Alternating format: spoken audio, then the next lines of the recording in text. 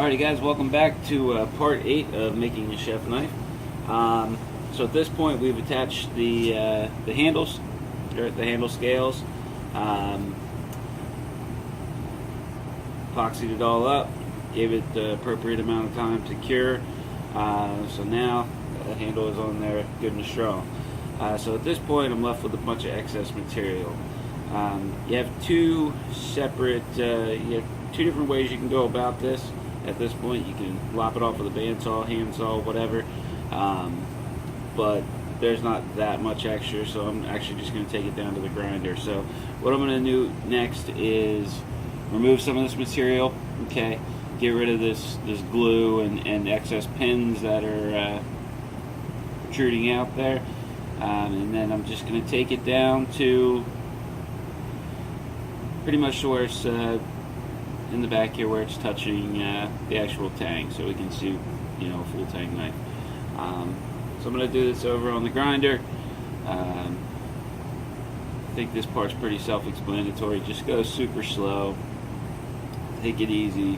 You don't want to make a mistake at this point now that you're 10-15 hours into this knife. Alright, so like I said, I'm going to do some work on the grinder. I'll show you what she looks like after I work on that for a little bit. Alright, so hang tight. Okay, one thing I will say to you guys real quick is when you're grinding off these pins, especially something like these 1/4 inch stainless steel pins, make sure that you're going super slow and working one at a time, okay? Because what will happen is this stuff gets super hot, this 316 or 416 or 304, whatever kind of steel it is, I forget. This stuff gets so hot so quick, so make sure you're using a relatively sharp belt and just do a little bit at a time, okay? That way it doesn't heat up so bad that it either A, burns the wood, or worse, burns the epoxy, and therefore ruins it, and you can basically just push that pin right through, and then you got to put it in again, or worst case scenario, it ruins the knife. So just go, like I said, super slow, and keep that in mind. Alright, I'm going to go back to the grinder just a little bit, and then I'll pick back up with you guys after we've shaped this down. Alright guys, so I am back, and where I've left off is basically we got the handle all profiled out. Alright, still needs thinned out because as you can see there's a touch more material there. So we're just going to kind of keep working that down slow. One thing that I will show you here is here at the bolsters, I didn't go all the way down on that with the grinder, okay? I'll either finish that by hand or on the spindle sander, just because whole project can really go tits up at this point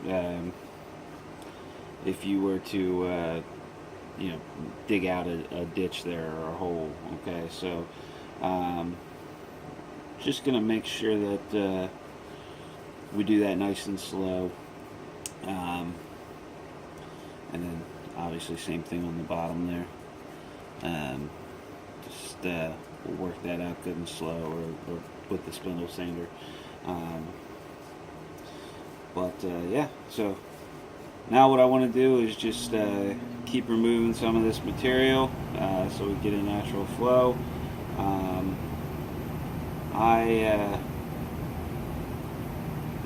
Got a good bit of material to remove there, maybe 16th or an 1/8 inch material. So we keep working on that, and then we'll check back with you guys, okay? Alrighty guys, so at this time I have everything profiled out.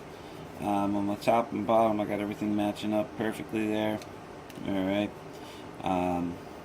So we are good to go now. Now there's still a little bit of a gap right here, or not a gap, but a bump there. the material I haven't taken down.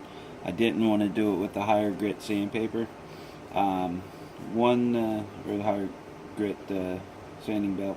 One thing I will say to you guys is you have different materials here. Okay, so you have basically your stainless steel bolster and pins. Okay, they are much harder than obviously this wood. Even though this is a very hard wood, it's still going to grind a heck of a lot faster than, say, one of these pins. Okay, so the best way to kind of combat that to where you're not getting dips and things along those lines is, use what you've got. So like use the platen on the grinding belt. Okay, so instead of coming across like this, and then digging it out, and then you come off of one pin and you dig a big hole there, turn the knife up like this, go long ways like that, alright? And then that way what that does is it puts as much surface, like on this 2-inch platen here, it's putting as much surface on, the metal as well as the pins and the wood. So basically it prevents you from digging big holes into your wood there. So I'm actually going to switch out to a little bit higher grit sanding belt there, and then I'll show you what I'm talking about.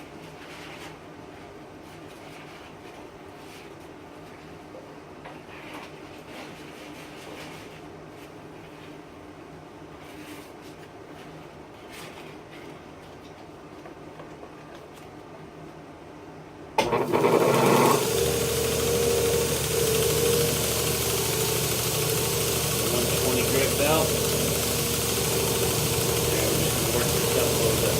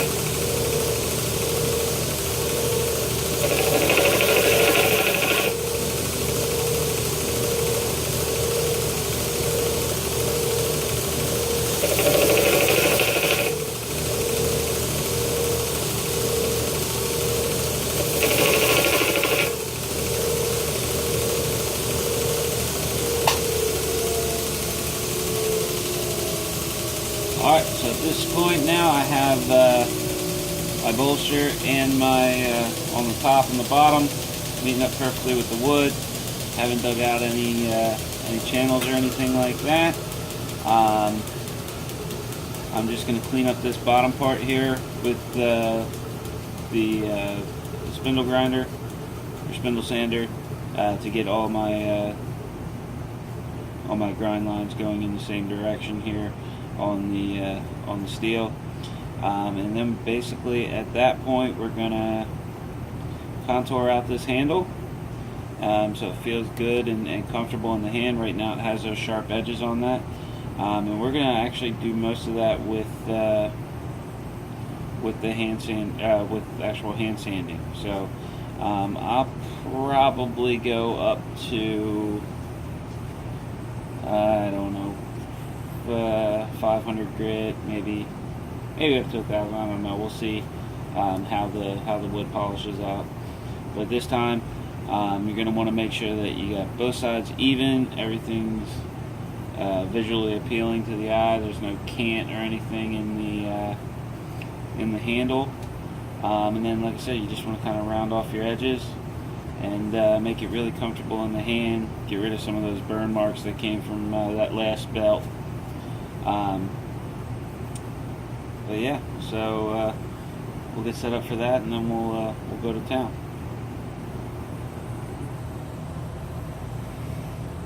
Alright guys, so right now got it clamped into a piece of ice, still wrapped, piece of leather in between it just to kind of protect the blade. Okay, and you guys are all familiar with this look. It's basically going to be hand sanding the handle. Alright, I took it on the grinder up to 220. So I'm going to do the same on the handle. And this is a pretty flat handle to begin with, so like I said, most of my contouring is actually going to be done via hand sanding, where we just sort of make it comfortable.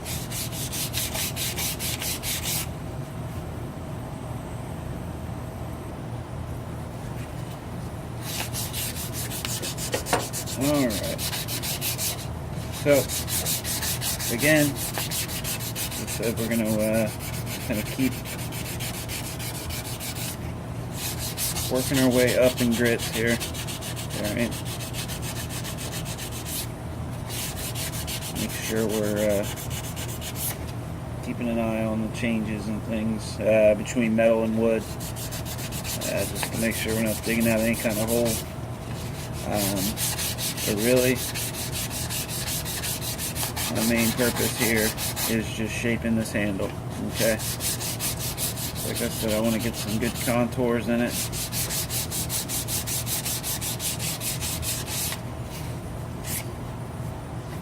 And I'm doing that mostly with just 220 grit.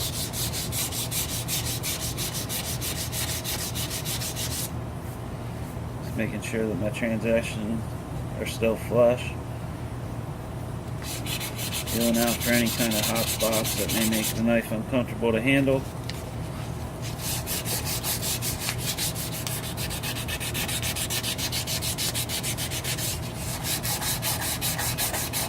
And this part right here is what makes custom knives so great, as long as you put the effort into it.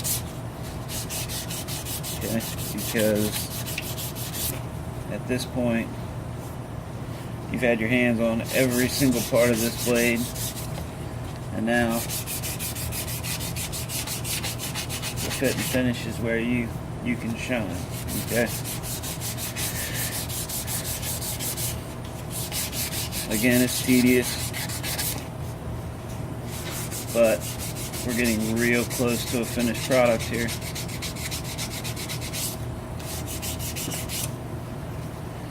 So I'm just going to keep working on this, keep rounding off my edges.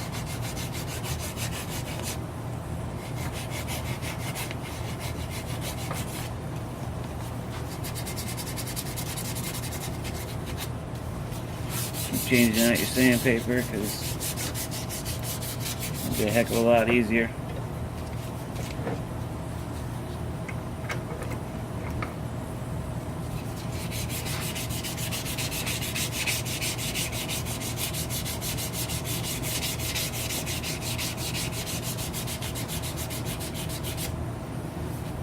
Part's also pretty awesome because you start seeing the figure of the wood.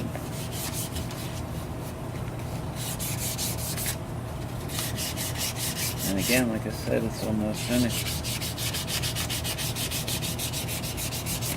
So I'm going to continue doing this, like I said, up through grits until I'm happy with the finish on it.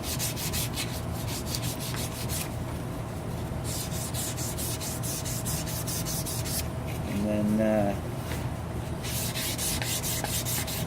I'll actually take it over to the buffer and do a real quick buff on it with like the sisal wheel, just to see any spots where I may have missed. and I need to go back over because the buffer will uncover those real quick for you. So, like I said, I'm going to keep working up, and we'll pick up again when I am all finished. Again, guys, thanks for watching.